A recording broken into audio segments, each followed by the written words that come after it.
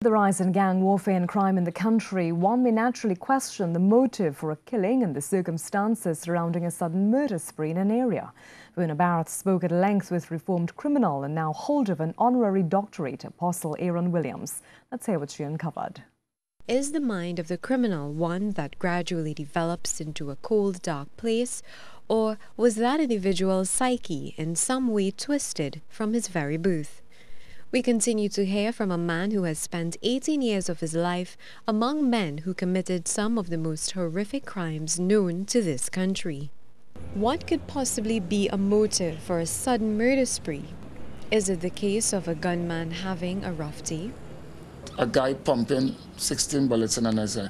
Most time we see the effects of some deal that went sour. We pick it up only when the person is dead. And if we only knew why that person was killed, I think we might differ with our opinions now.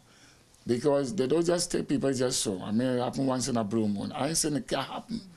All right? I've seen it happen already. Okay?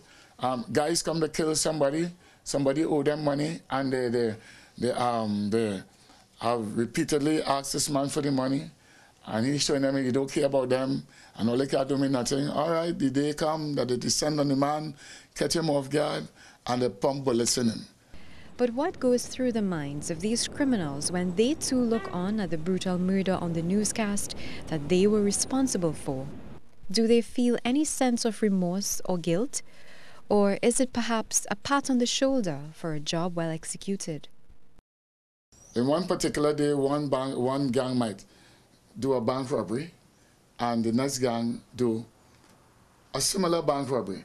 But the amount of money that would have come from the bank robbery, one gang would have superseded the other gang.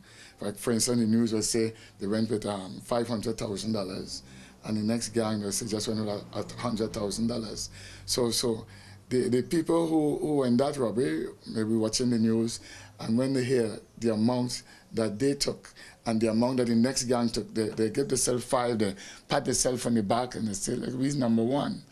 He's number one, and that fellow's able with us.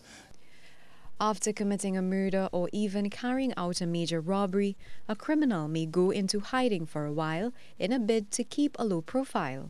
So these people, after you put on a robbery here and they see a place down the road that they tell themselves have the goods, they will take it one time, they say, look, that us don't make time, let's kill out these 3 birds with 1 stone. And when they leave it, they might hit somewhere else again. And most times they do that when rain is falling. With all the rank and respect from everyone in the clan and even from those who form part of the wider community, is the criminal really comfortable? Is his mind genuinely at peace with this path he has chosen?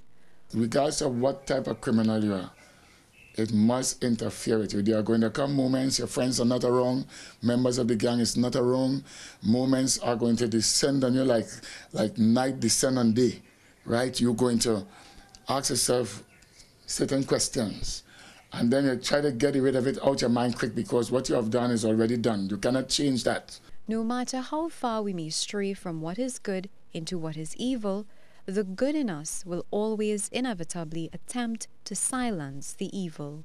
So, even the most ruthless of criminals may possibly be walking around with some level of conviction tucked away deeply inside their very nature, tugging at their hearts to change.